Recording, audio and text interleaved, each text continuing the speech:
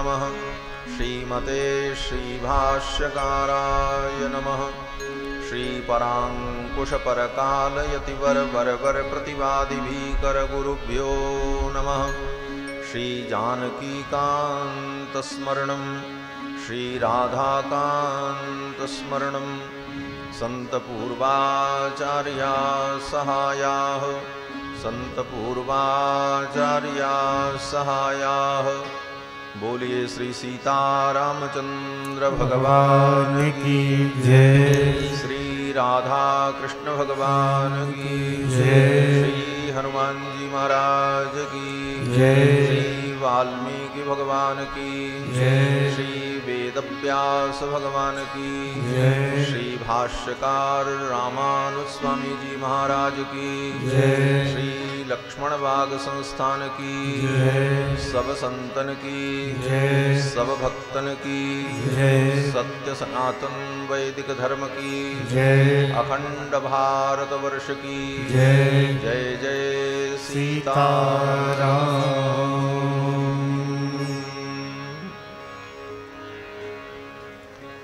भगवान श्री सीतारामचंद्र जी की मंगलमयी कथा सुधा का हम सभी लोग श्रवण लाभ प्राप्त करें, उसके पूर्व भगवान के मंगलमय नाम का श्रद्धा भक्ति के साथ संकीर्तन कर लें। पश्चात भगवान की पावन चर्चा श्रवण करेंगे। श्री राम जय जय राम। श्री राम जय जय राम। श्री राम जय जय राम। श्री राम जय जय राम। श्री राम जय जय राम। श्री राम जय जय राम। श्री राम जय जय राम। श्री राम जय जय राम। श्री राम जय जय राम।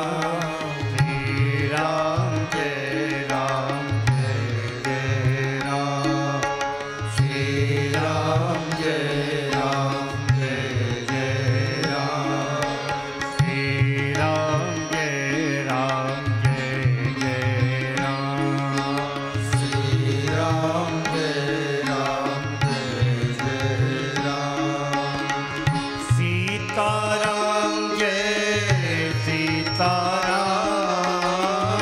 सीताराम जय सीताराम। सीताराम जय सीताराम। सीताराम जय सीताराम। श्री राम जय जय राम। श्री राम जय राम। श्री राम जय जय राम। श्री राम जय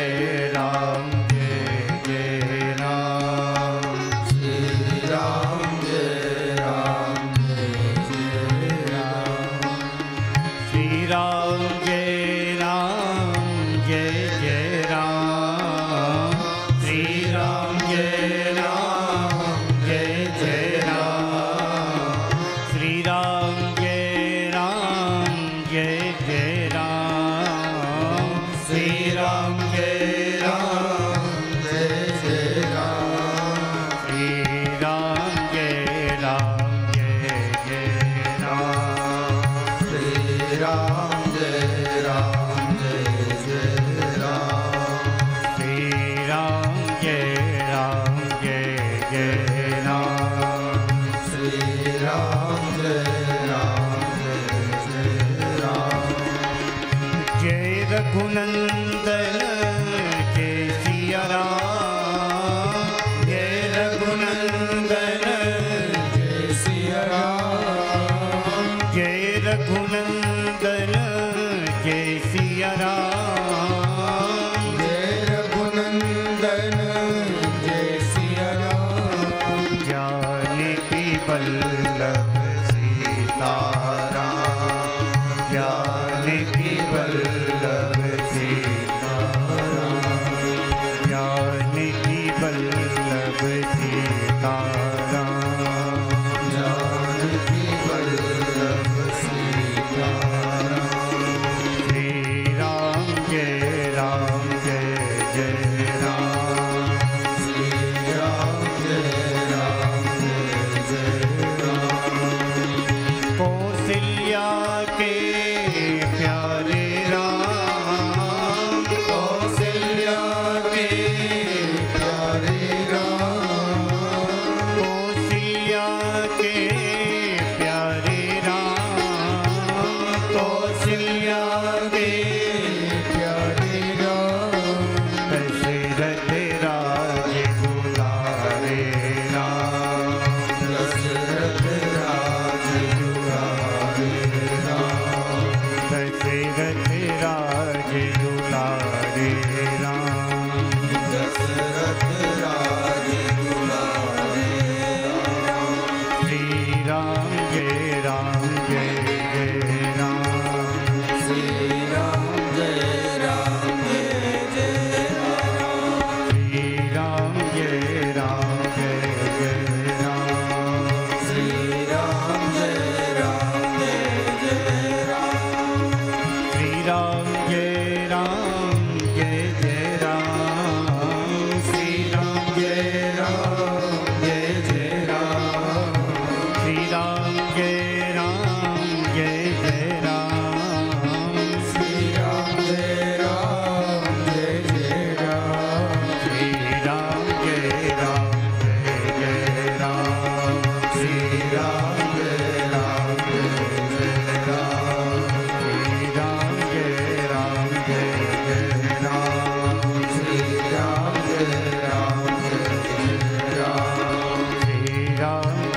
राम। श्री राम जय राम। श्री राम जय राम। श्री राम जय राम। श्री राम जय राम। श्री राम जय राम। श्री राम जय राम। श्री राम जय राम। श्री राम जय राम। श्री राम जय राम। बोलो श्री सीतारामचंद्र भगवान की जय।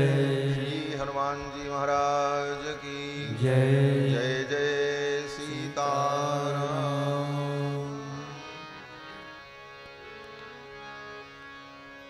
परमाध्यक्ष अनंत कोटि ब्रह्मांड नायक सर्वेश्वरेश्वर पुराण पुरुषोत्तम भगवान श्री सीतारामचंद्र जी, भगवान की कथा के सुरसिक श्रोता आंजनेय श्री हनुमंत लाल जी महाराज, जिनकी भावमयी उपस्थिति भगवान की कथा में सर्वदा सर्वत्र विद्यमान रहती है, इस पवित्र पीठ के आचार्य चरण स्वामी श्री हरिवंशाचार्य जी महाराज, मंच पर विराजमान समस्त आचार्य चरण संत वृंद एवं इस कथा में सर्वविध मनोयोग से लगे हुए पूर्व मंत्री श्री राजेंद्र शुक्ल जी, सपरिवार सपरिकर,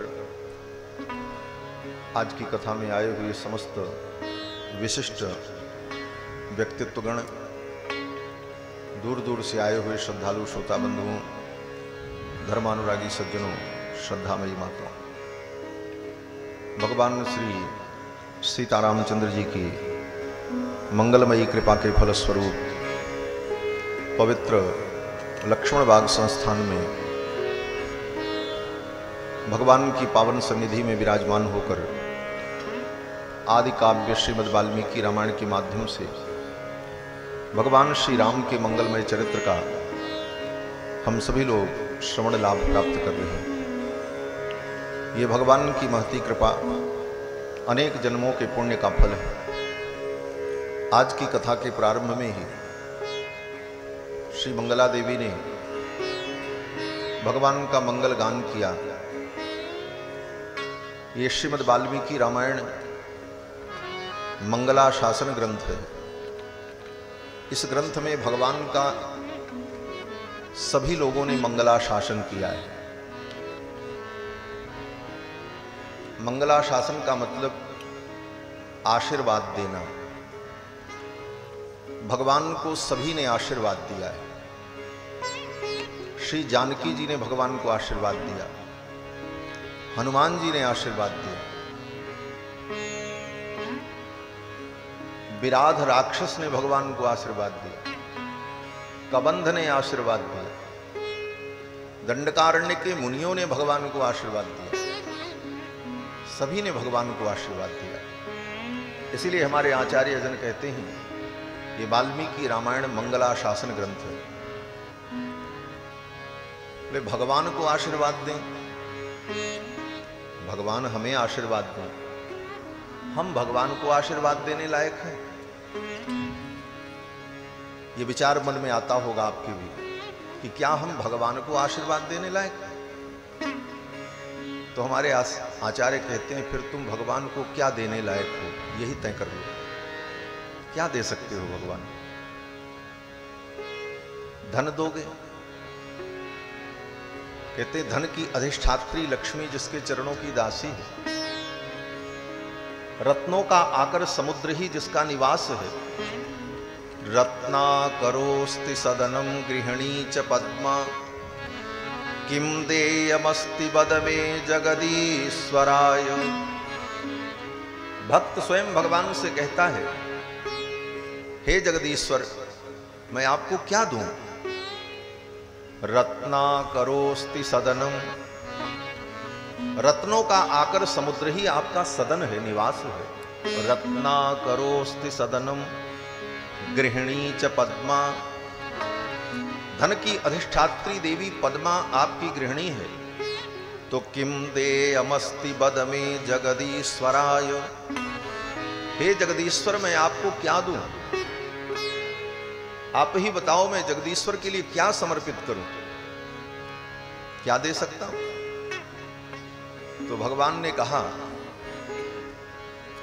कि कोई ऐसी वस्तु दो जो मेरे पास न हो, तब उसकी कीमत हो। जो वस्तु हमारे पास पहले से विद्यमान है वो वस्तु अगर कोई देगा भी तो मेरे लिए उस वस्तु का कोई मूल्य नहीं होगा और देने वाले के प्रति कोई बहुत अभिमत भाव भी नहीं होगा। तो भक्तों ने विचार किया कि भगवान को हम क्या दें। तो भक्तों ने विचार किया और चिंतन करके इस निष्कर्ष पर पहुंचे कि भगवान के पास सब कुछ है। अगर कमी है भगवान के पास तो एक वस्तु की कमी है कि भगवान को कोई आशीर्वाद देने वाला नहीं, क्योंकि भगवान से बड़ा कोई नहीं। भगवान सर्वेश्वर हैं, महतो महीयान हैं। उन भगवान को कोई आशीर्वाद देने वाला नहीं है। भगवान के पास अगर कमी है किसी चीज की तो आशीर्वाद की कमी है। कोई प्रेम से भगवान को आशीर्वाद देने वाला नहीं है। इसलिए भक्तों ने कहा प्रभु ये काम हम करेंगे, हम आपको आशीर्वाद देंगे। आपको कोई आशीर्वाद नहीं देता इसलिए हम आपको आशीर्वाद दें। तो भक्तों ने भगवान को आशीर्वाद दिया। और हमारे श्री वैष्णवाचार्य तो कहते हैं आशीर्वाद भगवान को देने पर वाणी सार्थक हो जाती है। संसार के प्राणियों को आशीर्वाद दो, कोई आया उसको आपने आशीर्वाद दिया, जाओ सुखी रहो, और उसके भाग्य में सुख नहीं लिखा है तो तुम्हारे कहने से क्या होने वाला?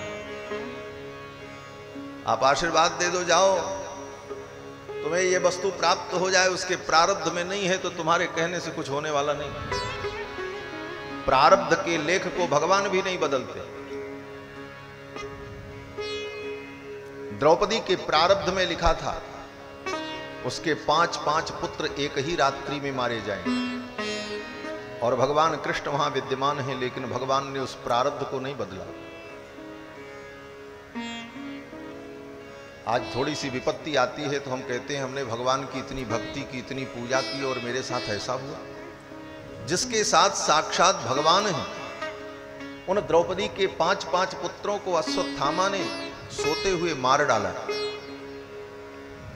लेकिन भगवान ने इस प्रारब्ध को बदला नहीं। भगवान जानते थे आज ये होने वाला। तो प्रारब्ध का परिवर्तन कोई कर नहीं सकता, प्रारब्ध भोगना ही पड़ेगा।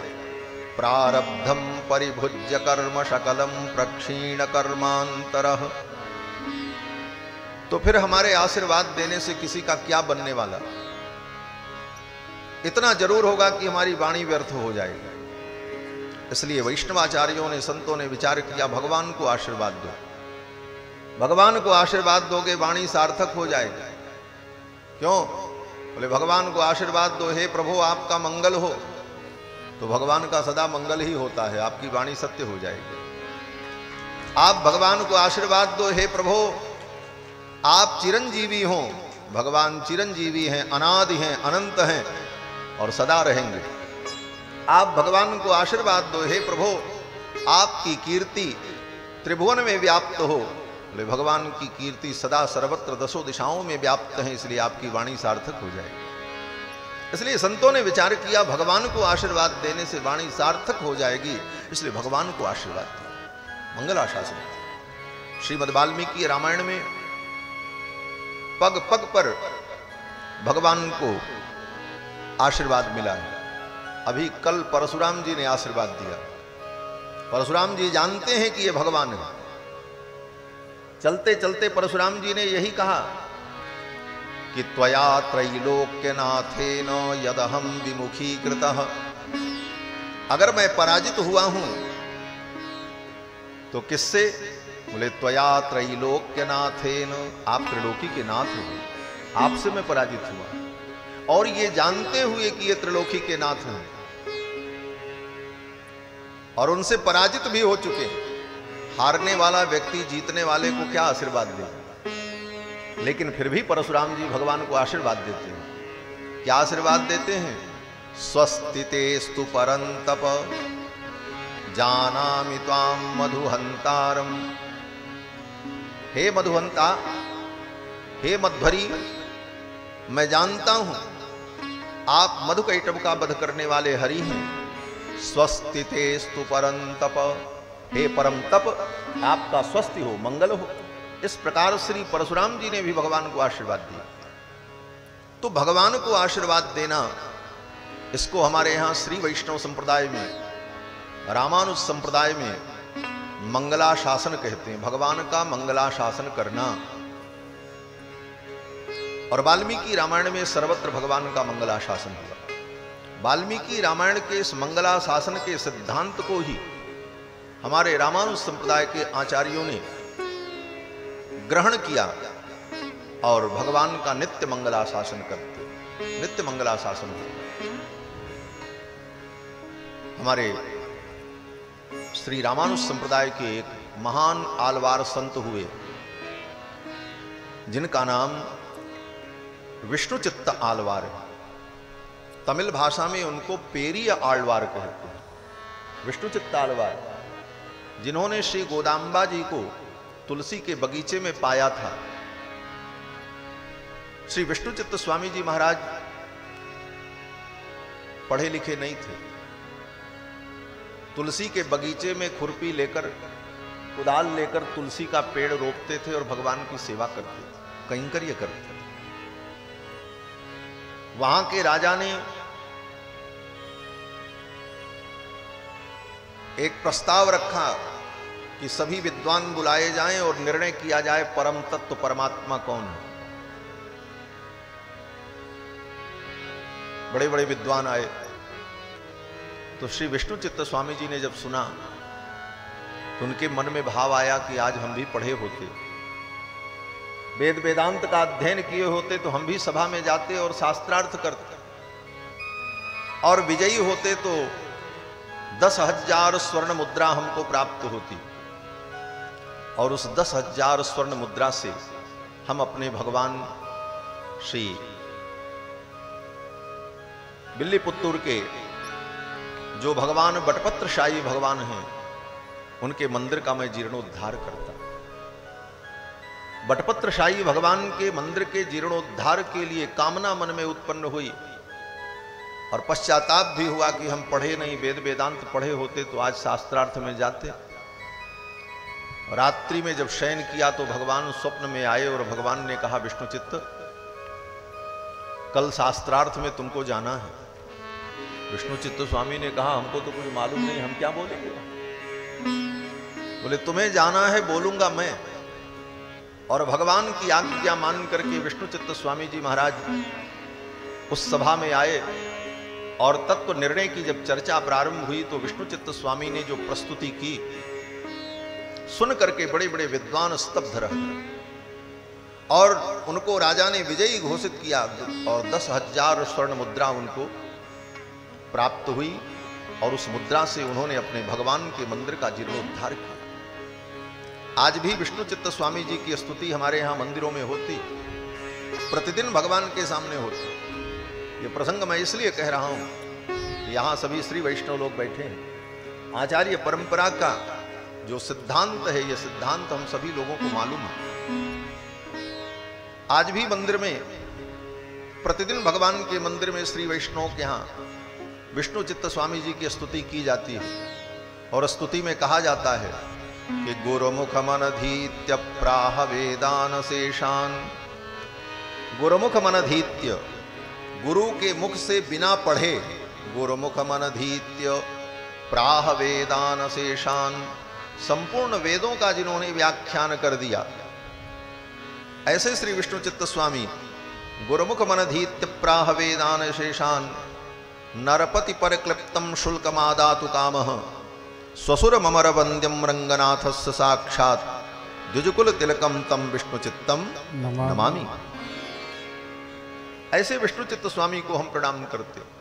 तो उन्होंने भगवान का खूब मंगलाशासन किया, विष्णुचित्त स्वामी ने।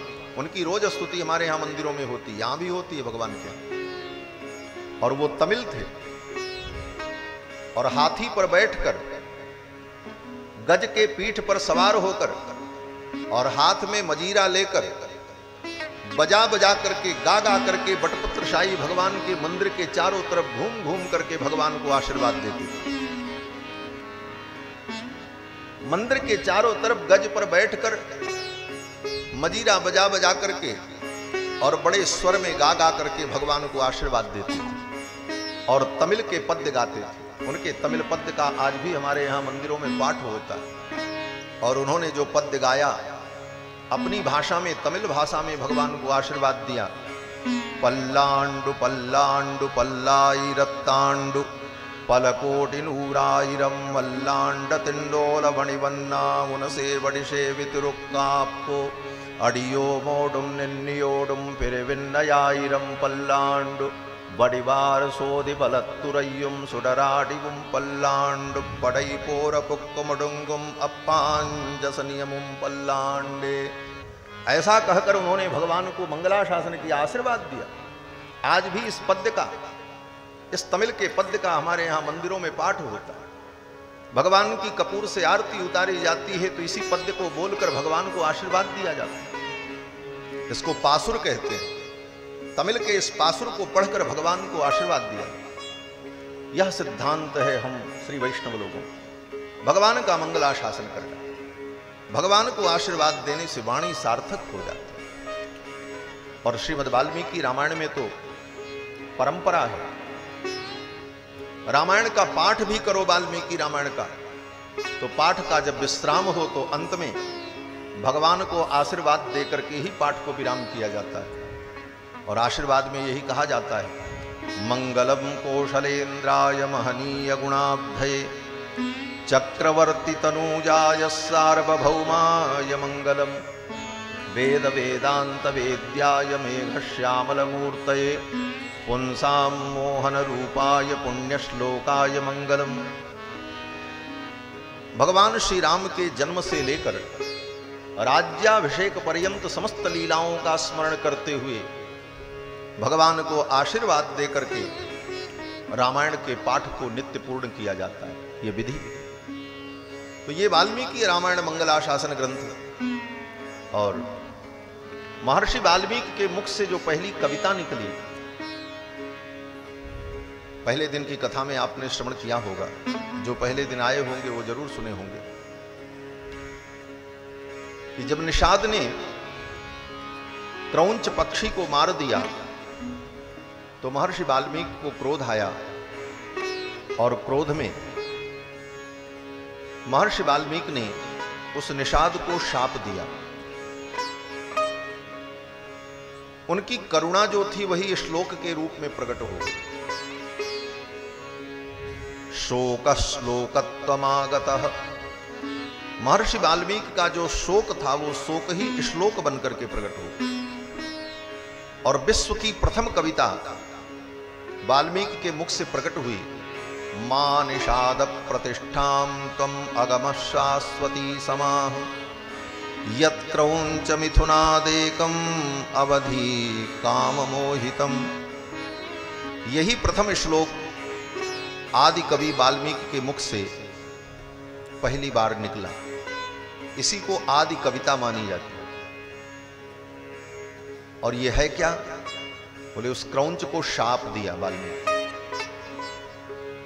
परवर्ती विद्वानों ने विचार किया कि कविता तो लोक मंगल के लिए होती है, काव्य की रचना लोक मंगल के लिए, लोक कल्याण के लिए होती है। और विश्व की प्रथम कविता जो निकली प्रथम कवि के मुख से, आदि कवि के मुख से, वो भी किसी को शाप देने के लिए।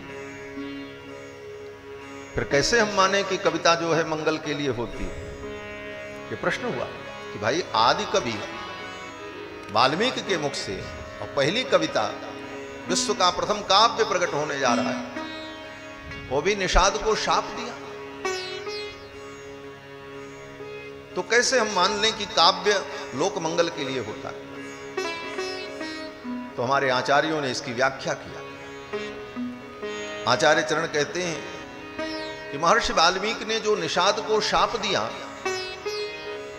सामान्यतया उस श्लोक का अर्थ शाप है, लेकिन वाल्मीकि के मुख से जो पहली कविता निकली वो कविता शाप नहीं है, अपितु भगवान श्री राम को आशीर्वाद देने के लिए निकली। मंगलाशासन हुआ।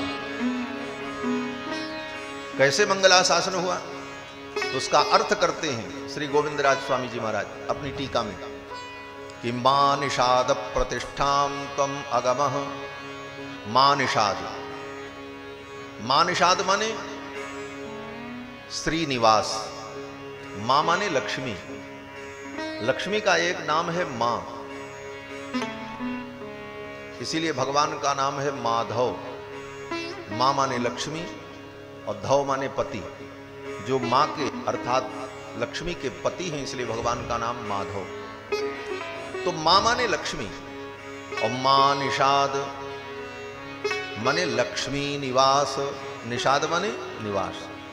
हे लक्ष्मी निवास, हे रघुनंदन, त्वं प्रतिष्ठां अगमः, आप प्रतिष्ठा को प्राप्त हो, शाश्वती प्रतिष्ठा आपको प्राप्त हो, शाश्वती समाह। क्यों? बोले यत् क्रौंच मिथुनादेकम अवधि काम मोहितम। काम मोहित जो क्रौंच का जोड़ा है, ये क्रौंच का जोड़ा क्या है? बोले रावण और मंदोदरी का जो ये जोड़ा है यही क्रौंच है। और रावण कौन है? काम मोहितम, जो काम मोहित है। ऐसे काम मोहित रावण और मंदोदरी के जोड़े में से रावण को, उस क्रौंच को आपने मार दिया, इसलिए सारे जगत में आपका मंगल हो, आपकी प्रतिष्ठा का विस्तार हो।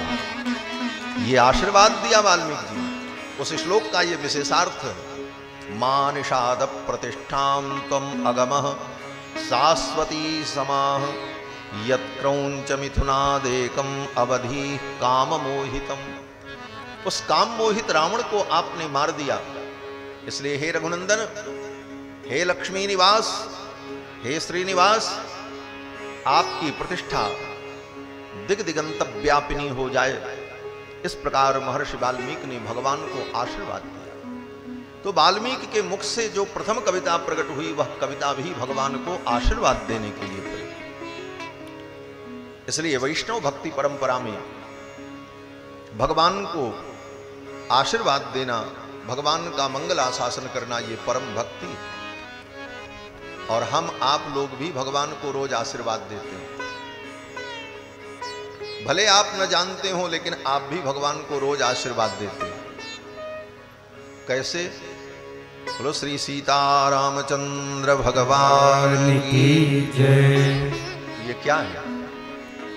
ये श्री सीतारामचंद्र भगवान की जय, यही तो आशीर्वाद है। हम प्रतिदिन भगवान की जय बोलते हैं, हे प्रभु आपकी जय हो, आपकी विजय हो, आपका मंगल हो।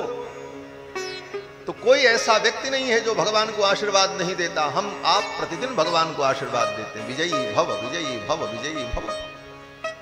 तो भगवान को आशीर्वाद देना ये भक्तों की बड़ी सुंदर भावमयी परिपाटी है, और श्रीमद् वाल्मीकि रामायण ही इसका आधार ग्रंथ है। और केवल भगवान को ही नहीं, अपने आचार्यों को भी हमारे यहां आशीर्वाद दिया जाता है। अपने आचार्यों की भी मंगल कामना की जाती है, उनका भी मंगलाशासन किया जाता है। इसीलिए मंगला देवी ने सबका मंगलाशासन कर दिया।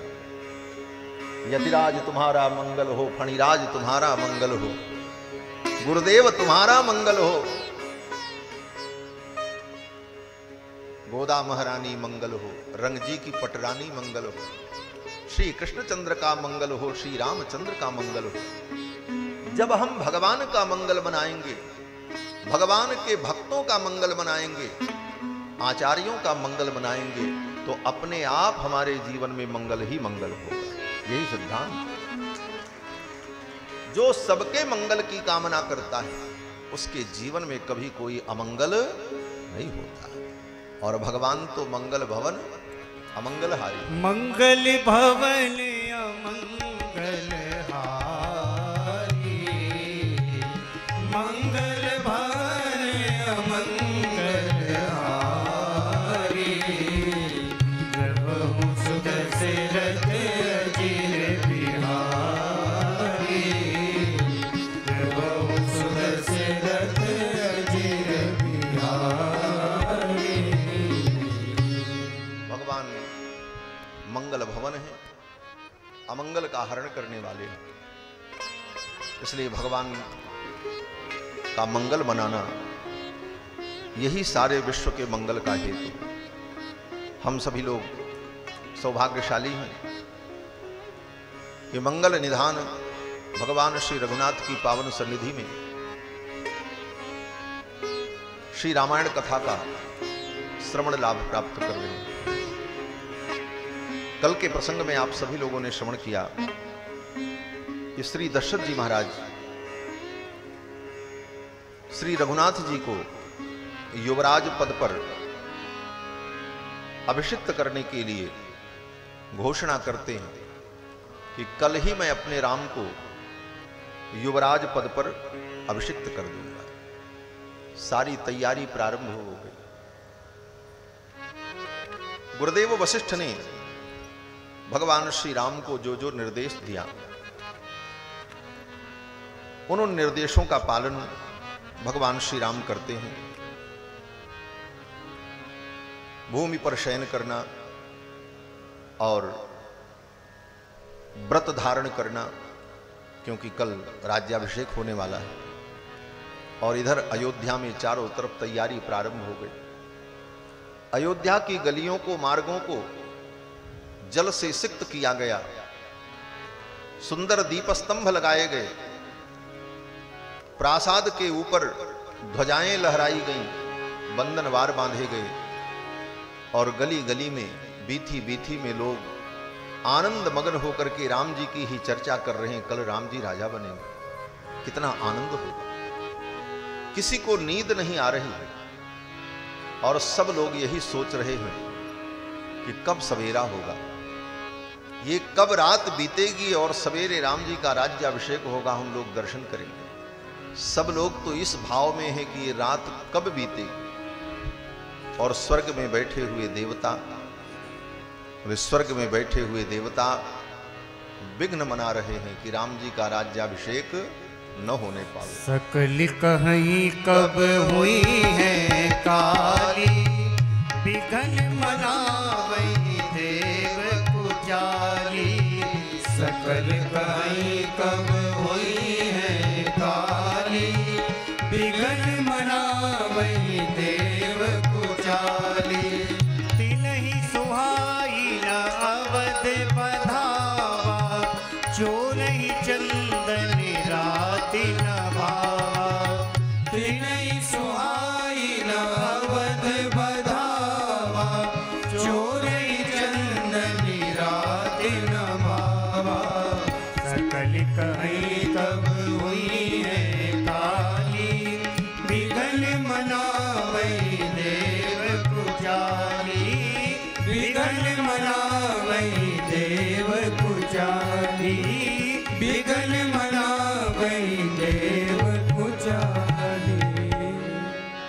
सकल कहीं कब हुई है काली। सब लोग कह रहे हैं कल कब होगा, सवेरा कब होगा।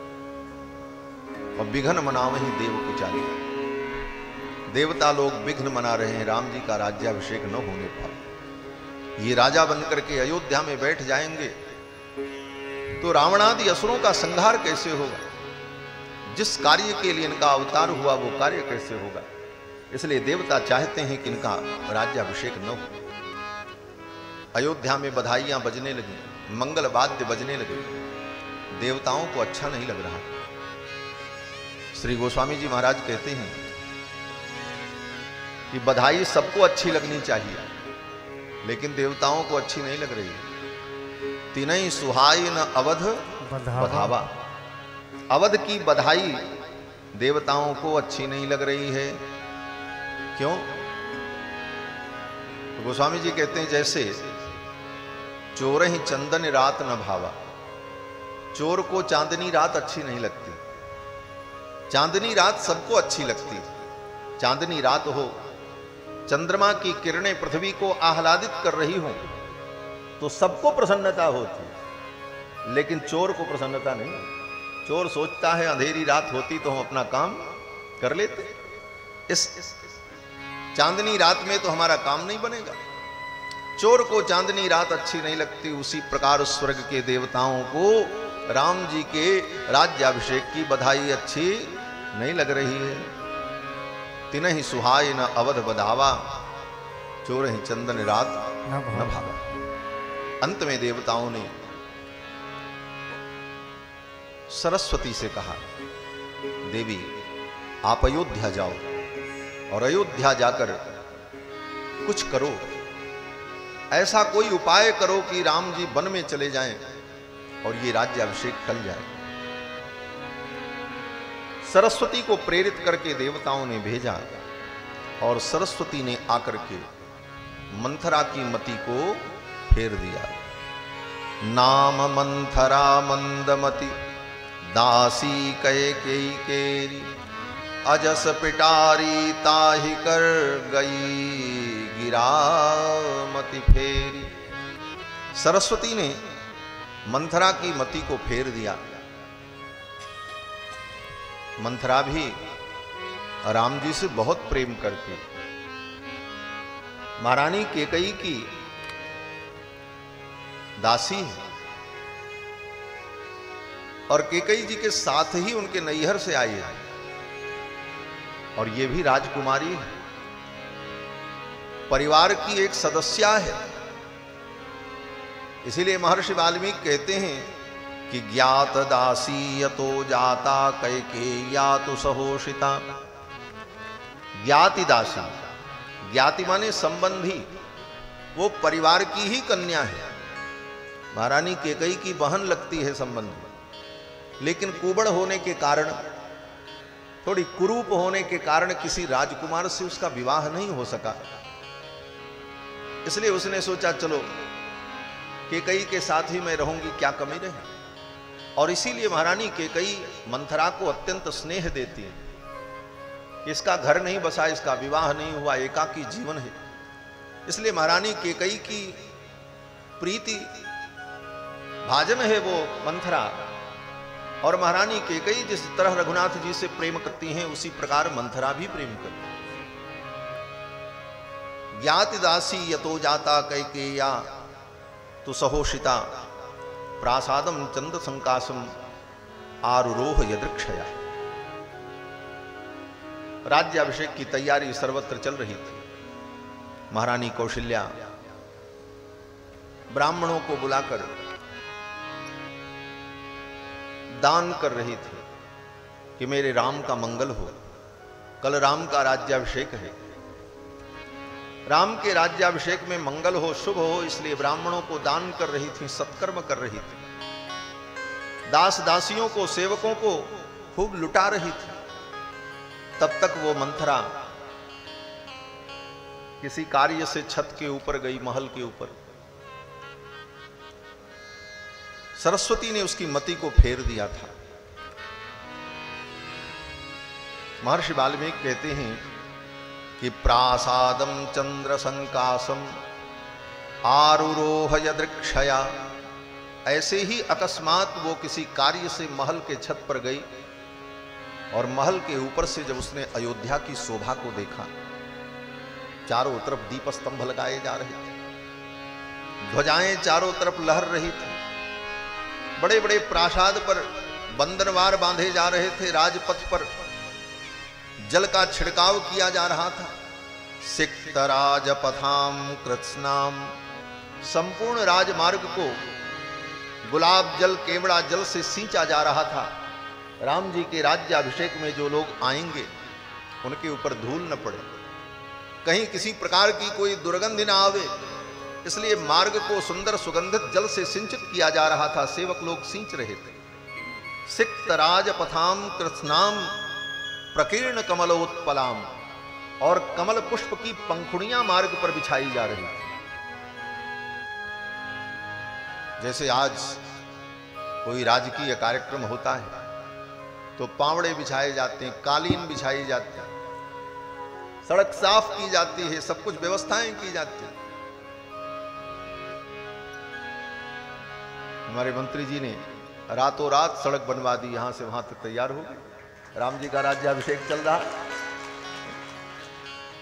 रात में मैं देखा तो सड़क ऐसी, सवेरे उठने पर देखता क्या हूं कि यहां से वहां तक सब एकदम तैयार चकाचक। जब आज रात भर में इतनी बड़ी तैयारी हो सकती है, मैं यही चिंतन कर रहा था कि आज के इस युग में जब रातों रात इतने बड़े बड़े काम हो सकते हैं, तो भगवान श्री राम के समय की जो दिव्यता थी वो तो अद्भुत रही हो। संपूर्ण तैयारी रात भर में हो गई, अयोध्या सज करके तैयार हो। प्रकीर्ण कमलोत्पलाम, सुंदर कमल की पंखुड़ियां मार्ग पर बिछाई गई कि आने जाने वाले पथिकों को कोई कष्ट न हो। मंथरा महल के ऊपर चढ़ करके इस दृश्य को जब देखती है तो मंथरा के शरीर में आग लग गई। ये क्या हो रहा है? अयोध्या में इतनी बड़ी तैयारी और मुझे पता नहीं। अयोध्या में अगले क्षण क्या होने वाला है किसी को पता न हो, लेकिन मंथरा को पहले पता चलता है। इतना बड़ा उसका तंत्र था महाराज। क्यों बोले? मंथरा के वश में महारानी केकई और केकई के वश में महाराज श्री दशरथ। कुछ भी होने वाला हो तो पहले मंथरा के पास सूचना पहुंच जाती। लेकिन आज मंथरा ने सोचा क्या स्थिति है, अयोध्या में इतनी बड़ी तैयारी और मुझे पता नहीं, मेरी जानकारी में नहीं। अब तो मंथरा महाराज ऊपर से उतर रही थी, तब तक उसने देखा क्या, महारानी कौशल्या प्रसन्न होकर के खूब लुटा रही थी, दास दासियों को दे रही थी। मंथरा ने देखा, अब तो मंथरा बड़े बेग से ऊपर से उतरने लगी। सादह्यमाना क्रोधेन मंथरा पापदर्शिनी, क्रोध से दंदह्यमान होकर मंथरा जब ऊपर से नीचे उतरने लगी सीढ़ियों से, इतनी जल्दी जल्दी उतर रही थी कि उसका पैर फिसल गया। फिर तो 15-20 सीढ़ी बिना उतरे ही नीचे चली गई, सर्र से सटक गई। चोट लगा, घाव भी हो गए, लेकिन उसे अपने चोट की चिंता नहीं। दौड़ी दौड़ी महारानी कौशल्या के पास आई। महारानी, आज आप इतनी प्रसन्न हो, क्या बात है? राम माता धनम किन्नु जनेभ्य संप्रयच्छति। आज राजमाता इतनी प्रसन्न होकर लोगों को धन लुटा रही हैं, क्या बात है? क्या मैं जान सकती हूं? तो महारानी कौशल्या ने कहा, मंथरे, कल मेरे पुत्र राम का युवराज पद पर अभिषेक होगा। अपने राम के मंगल कामना के लिए मैं लुटा रही हूं, सबके मनोरथ को पूर्ण कर रही हूं। ये सुन करके मंथरा के तो हृदय में आग लग गई। वहां से दौड़ी और दौड़ती हुई सीधे महारानी केकई के महल में पहुंची। महारानी केकई अपने पलंग पर लेटी हुई थी, सुंदर मणिमय पलंग, और बड़े ठाठ से पलंग पर तकिए का टेक लगाकर और एक हाथ से अपने मत्थे को टेक कर कुछ सोच रही थी। बड़ी ही भावमयी मुद्रा में महारानी केकई अपने पलंग पर लेटी थी। तब तक मंथरा पहुंची, दौड़ती दौड़ती, और जाते ही मंथरा ने कहा उत्तिष्ठ मूढ़े किम शेषे, अरे मूर्खे तू सो रही है, तेरे ऊपर महान विपत्ति आने वाली है और तू इस तरह चैन से सो रही है। उत्तिष्ठ मूढ़े किम शेषे भयम त्वाम अभिवर्तते, तुम्हारे ऊपर भयंकर भय उत्पन्न होने वाला है और तू सो रही है। महारानी कैकेयी ने सोचा ये ऐसे ही रोज बोलती रहती है, कुछ बोल रही हो, ज्यादा ध्यान नहीं दिया। लेकिन मंथरा ने कहा, महारानी आपकी सवत के पुत्र राम को कल महाराज युवराज पद पर अभिषिक्त करने जा रहे हैं। अगर राम राजा बन गए तो तुम्हारे ऊपर भयंकर विपत्ति आएगी। तुम्हारा पुत्र भरत उनका नौकर बनेगा, सेवक बनेगा, और राम की मां कौशल्या राजमाता बनेंगी, और तुम राजमाता की नौकरानी बनोगे। ऐसे ही कहा, नौकरानी बनोगे। लेकिन मंथरा ने जब ये कहा कि कल राम राजा बनेंगे, इतना सुनते ही महारानी कैकेयी इतनी प्रसन्न हो गई कि आनंद में डूब गई, मेरा राम राजा बनेगा। आगे मंथरा ने क्या कहा उन बातों पर महारानी कैकेयी का ध्यान ही नहीं गया, इतना ही सुनकर के प्रसन्न हो गई, मेरे राम राजा बनेगा। और मंथरा ने अपनी पूरी बात जब कह ली तो महारानी कैकेयी ने अपने गले का हार निकाला।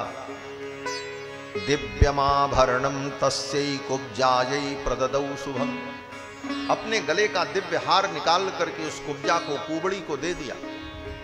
बोले ऐसा शुभ समाचार तुमने सुनाया, मेरे राम राजा बने, इससे शुभ समाचार और क्या हो सकता। महारानी कैकेयी को बहुत प्रसन्नता, और महारानी कैकेयी ने मंथरा से कहा, री मंथरे, अगर मेरा राम राजा बन गया तो समझो मेरा भरत राजा बन गया। मेरे राम में, मेरे भरत में कोई अंतर नहीं है। रामे वा भरते वा हम विशेषम नोपलक्षये, राम में और भरत में कोई अंतर नहीं। भरत मेरी जितनी सेवा करता है उससे कहीं ज्यादा राम मेरी सेवा करता है। और ऐसा शुभ समाचार तुमने सुनाया है, वरम परम ते प्रददामि तम वृणु। हे मंथरे, और कुछ मांगना है तो मांग लो, ऐसा शुभ समाचार तुमने सुनाया। महारानी कैकेयी ने अपने गले का हार दिया, वरदान देने को तैयार हो गई। मंथरा ने सोचा, अरे इतना कहने के बाद भी इनकी बुद्धि में कोई परिवर्तन नहीं हुआ। तब मंथरा ने भगवान श्री राम की आलोचना प्रारंभ की।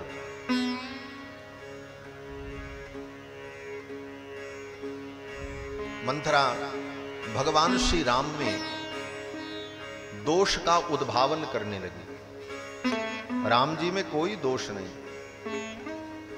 भगवान श्री राम अखिल कल्याण गुणगण निलय है, अखिल हेय प्रत्यनीक है।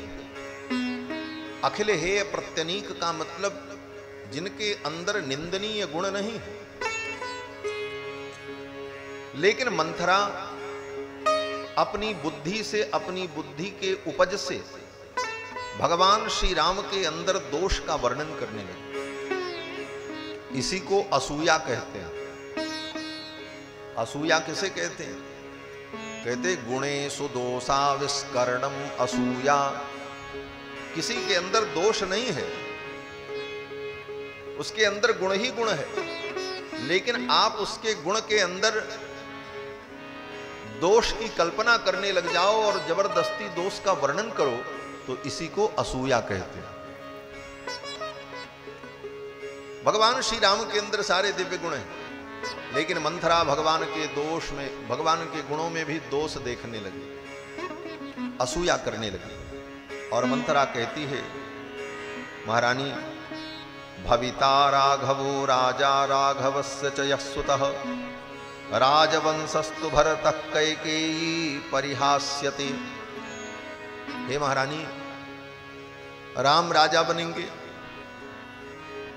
फिर राम का बेटा राजा बनेगा, फिर उनका बेटा राजा बनेगा, तुम्हारे भरत के वंश का तो यहीं पर अंत हो जाएगा।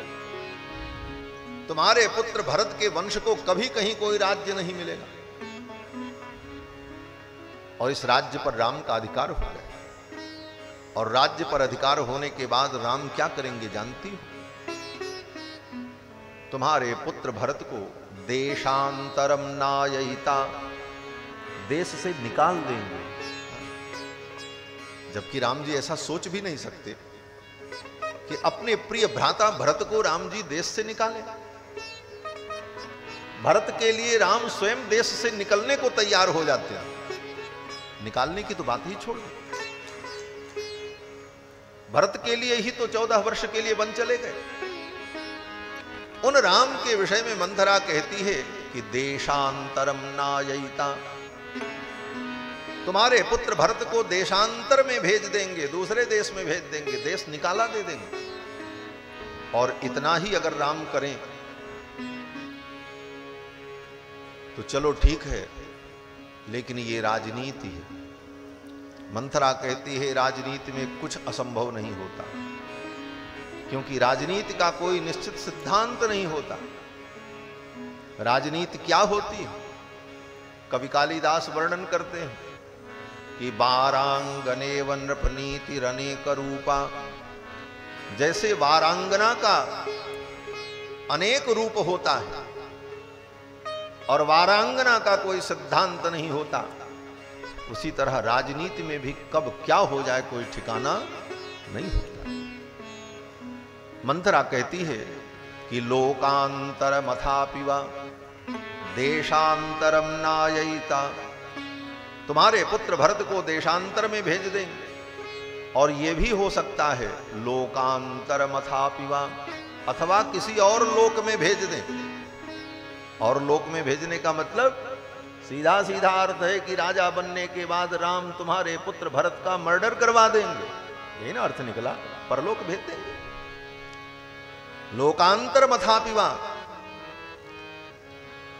और महारानी, आपने अपने पुत्र को जन्म दिया है भरत को, लेकिन आपके हृदय में अपने पुत्र भरत के प्रति उतनी प्रीति नहीं है जितनी प्रीति राम के प्रति।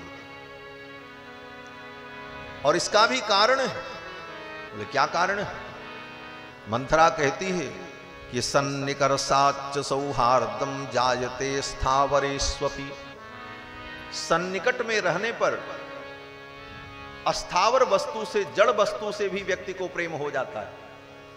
और कोई अपना कितना अत्यंत प्रिय हो, सुहृद हो, लेकिन अपने से दूर चला जाए तो धीरे धीरे प्रेम कम हो जाता है। ये मंथरा नीति है, ये मंथरा नीति बता रहे। मंथरा कहती है भरत 14 वर्ष से ननिहाल चले गए, इसीलिए भरत के प्रति तुम्हारी प्रीति घट गई, और राम सन्निकट रहे इसलिए राम के प्रति तुम्हारी प्रीति है, और तुम अपने पुत्र को भी भूल गए। मंथरा ने कहा कि महारानी, ये तो भरत के साथ जो होगा सो होगा, लेकिन आपके साथ क्या होगा जानती हो?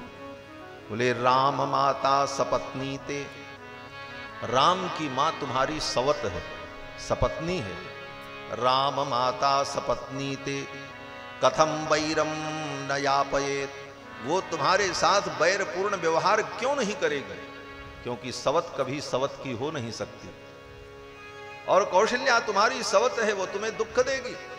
और देख लेना, जिस दिन राम राजा बन गए उस दिन कौशल्या तुम्हारा ये महल खाली करवा लेगी। इस महल में जो ठाट बाट से पड़ी हो, ये सब ठाट बाट समाप्त हो जाएगा। वो जहां नौकरों के लिए आवास बने हैं, वहीं तुम्हारे लिए भी एक आवास सुरक्षित किया जाएगा, और मेरे बगल में ही तुम रहोगी। इस प्रकार मंथरा ने जब अनेक कटु वचन कहे तो महारानी केकई के मति में धीरे धीरे बात बैठने लगी। मंथरा ने कहा कि राम माता सपत्नी ते कथम वैरम न यापये, राम की मां तुम्हारी सवत है, और सवत कभी सवत को सुख दे नहीं सकती।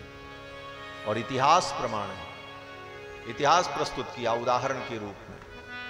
कौन सा इतिहास? बोले कद्रु विनित ही दीन दुख तुम्हें कौशिला देव, कद्रु ने विनिता को दुख दिया, उसी प्रकार कौशल्या तुम्हें दुख देगी, और तुम्हें जीवन भर कौशल्या की सेवा करनी पड़ेगी। तुम नौकरानी बन करके रहो। महारानी कैकेयी उठ करके बैठ गई।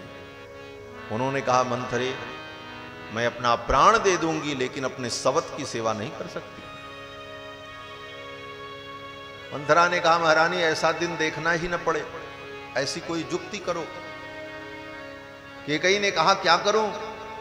मंथरा ने कहा, किसी भी प्रकार से राम का राज्याभिषेक न हो, तुम्हारे पुत्र भरत राजा बन जाएं, इसका उपाय करो। महारानी कैकेयी ने कहा, अब तो केवल रात भर का समय बचा है, कल ही महाराज राम का राज्याभिषेक कर देंगे, मुझे तो कोई उपाय समझ में नहीं आ रहा है। अरे मंथरे, अगर तेरे पास कोई उपाय हो तो तू ही बता दे। कथयस्व ममोपायम केनोपायेन मंथरे। हे मंथरे, कोई उपाय बताओ जिससे राम का राज्याभिषेक न हो। भरत प्राप्नुयाद राज्यम, ये राज्य भरत को मिल जाए। न तो राम कथंचन, राम को ये राज्य न मिले, राज्य मेरे पुत्र भरत को मिल जाए, ऐसा कोई उपाय बताओ। मंथरा ने कहा, महारानी मेरा उपाय मानोगी? महारानी कैकेयी ने कहा, तुम जो कहोगी वो मैं मानूं। तब मंथरा ने सलाह दी, महारानी आपने एक बार कहा था कि महाराज ने आपको 2 वरदान देने के लिए कहा है और वो 2 वरदान अभी बाकी है, आपने मांगा नहीं। आज वही 2 वरदान काम आएंगे। एक वरदान में तो राम के लिए 14 वर्ष का वनवास मांग लो। प्रव्राजनम च रामस्य वर्षाणि च 14।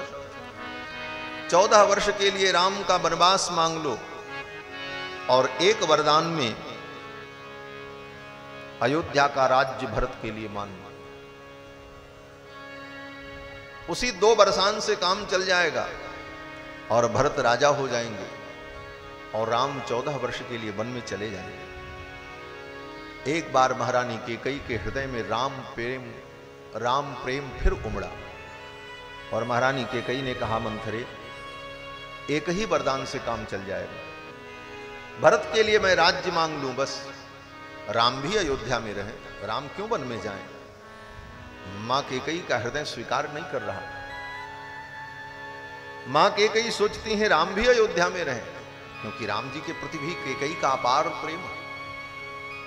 लेकिन मंथरा ने कहा, महारानी आप नहीं जानती हो, अगर ये राज्य आपके पुत्र भरत को मिल भी गया और राम अगर अयोध्या में रहे तो आपके पुत्र भरत का राज्य स्थिर नहीं होगा, क्योंकि संपूर्ण प्रजा राम से प्रेम करती।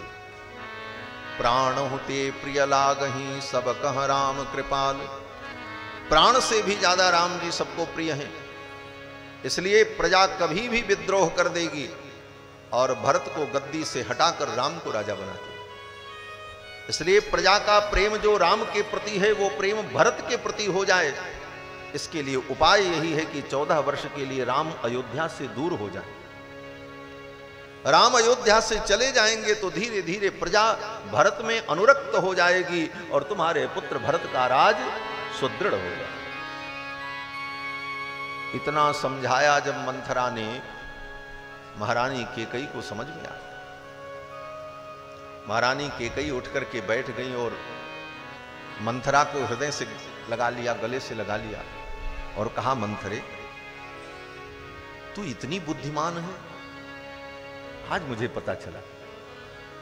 अब तो महाराज मंथरा के अंदर सारे गुण दिखाई पड़ने लगे महारानी कैकेयी। ये वाल्मीकि रामायण का प्रसंग बड़ा अद्भुत है। यहां पर महारानी कैकेयी ने मंथरा की खूब प्रशंसा की। अरे मंथरे तू कितनी सुंदर है, ये तेरी नाक कितनी सुंदर है, तेरी आंखें कितनी सुंदर है, तेरे पैर की पिडलियां, तेरी जंघाएं कितनी सुंदर है। अरे राम राम, नख से लेकर सिख पर्यंत महारानी कैकेयी ने मंथरा के सौंदर्य का वर्णन करके खूब प्रशंसा की। और फिर महारानी कैकेयी ने कहा, मंथरे आज मुझे पता चला ये तेरे पीठ में जो कुबड़ निकला है ना, ये कुबड़ नहीं है। बोले तब क्या है? बोले तदेव स्थगु यद्दीर्घम रथणो घोणमिवायतम। ये तेरे पीठ में जो कुबड़ है, रथ घोणमिवायतम, रथ के धुरे के समान, लट्टू के समान जो तेरे पीठ पर ये निकला हुआ कुबड़ है, ये बुद्धि का खजाना है, इसी में सारी बुद्धि भरी हुई है। महारानी कैकेयी ने कहा कि मतय क्षत्र विद्याश्च मायाश्चात्र वसंति ते। मति, बुद्धि और समस्त माया, इंद्रजाल तेरे इस कुबड़ में भरा हुआ। ये तेरा कुबड़ बुद्धि का खजाना है। आज मुझे समझ में आया इस तेरे कुबड़ की क्या विशेषता है। उस कुबड़ में भी महारानी कैकेयी को गुण दिखाई पड़ने लगे। यही मानव की मानसिक दुर्बलता है। जहां व्यक्ति को अपने स्वार्थ की पूर्ति दिखाई पड़ती है, वहां दुर्गुण भी उसे गुण दिखने लगता है। ये मानव मन की दुर्बलता है। जहां पर उसे अपने स्वार्थ की पूर्ति दिखाई पड़ेगी, वहां उसे दोष नहीं दिखेगा, वहां गुण ही गुण दिखने लगेगा। और जहां स्वार्थ बाधित होने लगेगा, वहां पर गुण भी दोष दिखाई पड़ने लगेगा। महारानी कैकेयी को लगता है मंथरा के द्वारा ही मेरा भला होगा, इसलिए मंथरा में सारे गुण दिखाई पड़े। महारानी कैकेयी कहती है तेरा कुबड़ बुद्धि का खजाना है। मतय क्षत्र विद्याश्च मायाश्चात्र वसंति ते। अथ ते हम प्रमोक्ष्यामि मालाम कुब्जे हिरण्मयी। अरे मंथरा, तू चिंता मत कर। मेरा भरत अगर राजा बन गया तो मैं तेरे इस कुबड़ की पूजा करूंगी। चंदनम समर्पयामि, अक्षतम समर्पयामि। महारानी मंथरा, महारानी कैकेयी कहती मंथरे तेरे इस कुबड़ की मैं पूजा करूंगी, और पूजा ऐसे नहीं करूंगी। अथ ते हम प्रवोक्ष्यामि मालाम कुब्जे हिरण्मयी। स्वर्ण की सुंदर माला बनवाऊंगी, हार बनवाऊंगी, और वो हार तेरे गले में नहीं, तेरे कुबड़ पे पहनाऊंगी। इस तेरे कुबड़ के लिए सोने का हार बनवाऊंगी और तेरे कुबड़ पे पहनाऊंगी। और लब्धार्ता च प्रतीता च लेपयिष्यामि ते स्थगु। और मैं ऐसी व्यवस्था करूंगी, प्रतिदिन दासियां सुंदर मलय गिर चंदन को घिसकर उसमें केसर और कस्तूरी डाल करके तैयार करेंगी, और तेरे इस कुबड़ पे चंदन का मैं लेप लगाऊंगी प्रतिदिन। महारानी कैकेयी ने इतनी प्रशंसा, मंथरा बड़ी प्रसन्न हो। महारानी कैकेयी ने कहा मंथरे तू चिंता मत कर, मेरा भरत राजा बन जाएगा तो मैं भरत से कहूंगी भरत एक काम तुम करो। क्या काम? महारानी कैकेयी कहती है मंथरे मैं भरत से कहूंगी कि भरत गुप्तचरों को भेज करके पूरी दुनिया में पता लगाओ, जितनी कुबड़ी स्त्रियां मिले सबको अयोध्या बुलवाओ। क्यों बोले कुबड़ी स्त्रियां बड़ी बुद्धिमान होती हैं। महारानी कैकेयी कहती हैं कि सारी कुब्जा स्त्रियों को मैं अयोध्या बुलवा लूंगी। तवापि कुब्जा कुब्जाया सर्वाभरण भूषिताः पादौ परिचरिष्यन्ति यथैव त्वं सदा मम। महारानी कैकेयी कहती हैं जैसे तुम मेरी सेवा करती हो, इसी प्रकार सैकड़ों कुबड़ी स्त्रियां तुम्हारी सेवा करेंगी, और उनके बीच में तुम राजरानी बनकर के घूमोगी। तुम्हारा यह सौभाग्य होगा। मंथरा ने कहा महारानी ये सब आप बाद में करना, पहले तो मैं जो कहती हूं वो करो। महारानी कैकेयी ने कहा मैं क्या करूं? मंथरा ने कहा आप अपने आभूषणों को उतार करके कोप भवन में पधारो, और महाराज जब आएंगे कोप भवन में कुशल क्षेम पूछने के लिए, तो अपने मन की बात मत कहना। पहले ये कहना कि आप अपने प्रिय पुत्र राम की शपथ ले लो, तब मैं अपने मन की बात कहूंगी। और महाराज जब राम की शपथ ले लें तब वरदान की बात करना। ये सब समझा करके मंथरा ने महारानी कैकेयी को कोप भवन भेज दिया। कोप भवन में जाकर के महारानी कैकेयी अपने श्रृंगार को उतारकर साधारण वस्त्रों को पहनकर भूमि पर लेट गए। महर्षि वाल्मीकि कहते हैं असंस्कृतामास्तरणेन मेदिनी तदाधिशिष्ये पतितेव किन्नरी। कोप भवन में जाकर के महारानी भूमि पर लेट गईं। लग रहा था जैसे स्वर्ग से कोई किन्नरी भूमि पर गिर पड़ी हो, कोई अप्सरा स्वर्ग से आकर के भूमि पर गिर पड़ी हो। और उसकी स्वर्ग जाने की गति बाधित हो गई हो, इस प्रकार महारानी कैकेयी भूमि पर पड़ी हैं। और इधर महाराज श्री दशरथ अपने राज्य कार्य से जब निवृत्त हुए तो यह संदेश देने के लिए महारानी कैकेयी के महल में जाते हैं कि कल मैं राम को युवराज पद पर अभिषिक्त करूंगा, ये संदेश मैं महारानी कैकेयी को सुनाऊं। कैकेयी के महल में जब पहुंचे तो पता चला महारानी कैकेयी तो कोप भवन में। महाराज कोप भवन में पहुंचे, देखा महारानी कैकेयी भूमि पर पड़ी है। बगल में जाकर के महाराज दशरथ भी बैठ गए और बड़े ही प्रेम से, स्नेह से महाराज दशरथ ने कैकेयी से कहा, महारानी क्या बात है, आप इतनी नाराज क्यों हो, क्या कारण है? तब तक महाराज के हाथ को झटक दिया। महारानी कैकेयी ने कहा, छुओ मत मुझे। गोस्वामी जी महाराज कहते हैं कि केहि हेतु रानी रिसानी परसत पानी पति ही निवार, ढकेल दिया उधर, छुओ मत, ये प्रेम का आप अभिनय मत करो, नाटक मत करो। दशरथ जी महाराज ने कहा, महारानी हुआ क्या, किसने आपका अपराध कर दिया, आप बताओ। अगर किसी ने आपका अपराध किया है, आपके विपरीत कार्य किया है, तो वो मेरे लिए अगर अबद्ध भी होगा तो मैं उसका वध कर दूंगा। अबध्यो बध्यताम को वा बध्य को वा विमुच्यताम।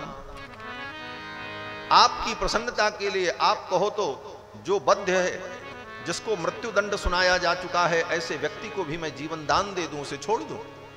आपकी प्रसन्नता के लिए मैं कुछ कर सकता हूं, आप आज्ञा तो करो। दरिद्र को भवेद आढ्यो, आप कहो किसी दरिद्र को आज मैं राजा बना दूं। हे महारानी, आपकी प्रसन्नता के लिए आप कहो तो किसी राजा का राज्य छीन करके उसको मैं दरिद्र बना दूं।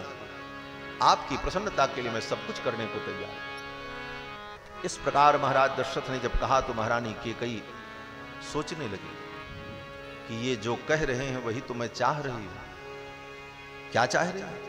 बोले ये कह रहे हैं कि किस दरिद्र को राजा बना दें और किस राजा को दरिद्र बना दें। महारानी कैकेयी सोचती हैं यही तो मैं भी चाह रही हूं। मेरा बेटा जिसके पास कुछ नहीं है उसको राजा बना दो, और जिसको आप राजा बनाने जा रहे हो उसको दरिद्र बना दो, उसको जंगल भेज दो। यही तो मैं चाहता हूं। महारानी कैकेयी का यही मंतव्य था। लेकिन महारानी कैकेयी ने कहा, महाराज मैं अपने मन की बात आपसे तब कहूंगी जब आप अपने प्रिय पुत्र राम की शपथ लोगे कि मैं जो कहूंगी, जो मैं मांगूंगी आप मुझे दोगे, तभी मैं अपने मन की बात कहूंगी। अत्यंत भावावेश में आकर महाराज दशरथ ने अपने प्रिय पुत्र राम की शपथ ले ली। तेन रामेण कैकेयी सपेते वचन क्रियाम। दशरथ जी ने कहा, हे कैकेयी, तेन रामेण कैकेयी शपे, मैं अपने राम की शपथ लेता हूं, आप जो कहोगी मैं करूंगा। तेन रामेण कैकेयी सपेते वचन क्रियाम। जब राम की शपथ ले ली महाराज दशरथ ने, तब महारानी कैकेयी ने कहा, महाराज 2 वरदान आप देने के लिए कहे थे और आज तक आपने वो 2 वरदान नहीं दिया, मैं आपसे क्या मांगूं? महाराज ने कहा, अच्छा वो 2 वरदान आपने कभी मांगा नहीं और मेरा स्वभाव मैं भूल गया। भाति राखी ना मांगी गाऊ, बिसर गयो मोहि भोर सुभाऊ। ताति राखी ना मांगी गाऊ, बिसर गयो मोहि भोर सुभाऊ। बिसर गयो मोहि भोर सुभाऊ, बिसर गयो मोहि भोर सुभाऊ। दशरथ जी ने कहा, देवी मेरा भोला स्वभाव आपने मांगा नहीं और मैं भी भूल गया, लेकिन कोई बात नहीं। अगर 2 वरदान की ही बात है तो 2 वरदान के बदले में 4 वरदान मांग लो, मैं 4 देने को तैयार हूं। इतने भावावेश में आ गए दशरथ जी महाराज, और इसी का परिणाम हुआ कि अपने प्रिय पुत्र राम को वन में भेजना पड़ा। पुत्र के वियोग में प्राण का त्याग करना पड़ा, अयोध्या करुण क्रंदन करने लगी। इस सब का कारण क्या था? बोले एक ही कारण कि अत्यधिक भावावेश में आकर महारानी कैकेयी की सब बातों को स्वीकार कर लिया, हां करते चले। पत्नी की बात सुननी चाहिए लेकिन विचार भी करना चाहिए, यही निष्कर्ष है। इसीलिए आचार्यों ने कहा कि प्रच्छन्ना सस्यते वृत्ति ही स्त्रीणाम भाव परीक्षण। स्त्रीणाम भाव परीक्षणे, स्त्री के हृदय के भाव की परीक्षा करने के लिए, जानने के लिए। प्रच्छन्ना सस्यते वृत्ति ही, प्रच्छन्न वृत्ति का आश्रय लेना चाहिए। प्रच्छन्न वृत्ति का मतलब सब कुछ स्पष्ट नहीं होना चाहिए, कुछ रास्ते रखने चाहिए बचा के, अन्यथा ऐसे अनर्थ जीवन में उत्पन्न हो सकते हैं जो श्री दशरथ जी के जीवन में हुआ। ये नीति है। यहां सबके लिए सारी बातें नहीं कही गई, क्योंकि सभी स्त्रियां एक जैसी नहीं होती। कैकेयी जैसी स्त्रियां भी हो सकती हैं संसार में, और महारानी कौशल्या और सीता और रुक्मिणी जैसी भी स्त्रियां होती, वंदनीय होती। इसलिए प्रच्छन्ना सस्यते वृत्ति ही स्त्रीणाम भाव परीक्षण, ये नीति। श्री दशरथ जी महाराज ने सब कुछ स्वीकार कर लिया, हां करते चले गए और अपने पुत्र राम की शपथ ले ली।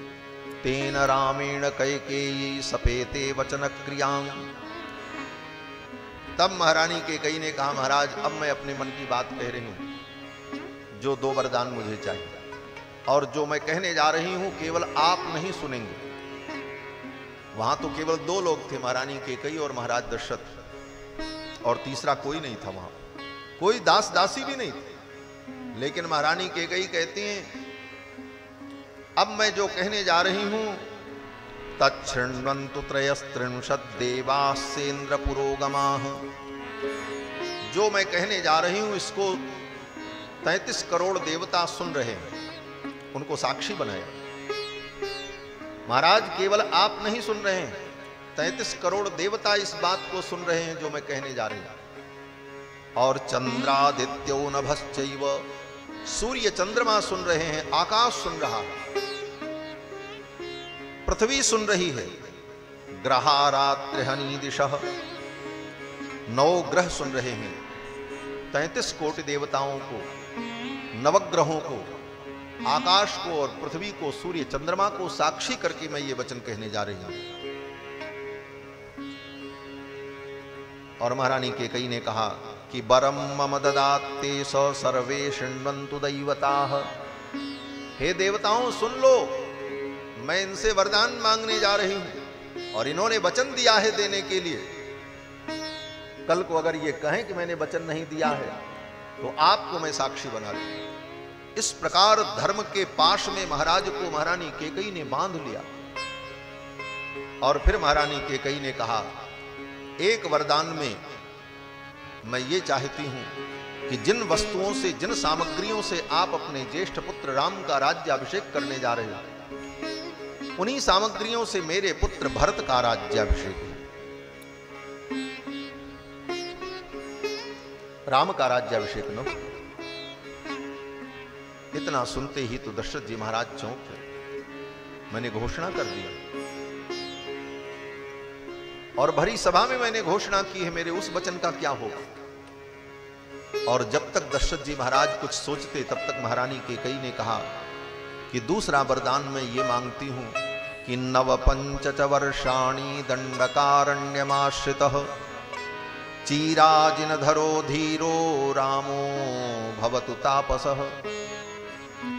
9 वर्षाणि, 9 और 5 वर्ष, 9 5 14 वर्ष तक।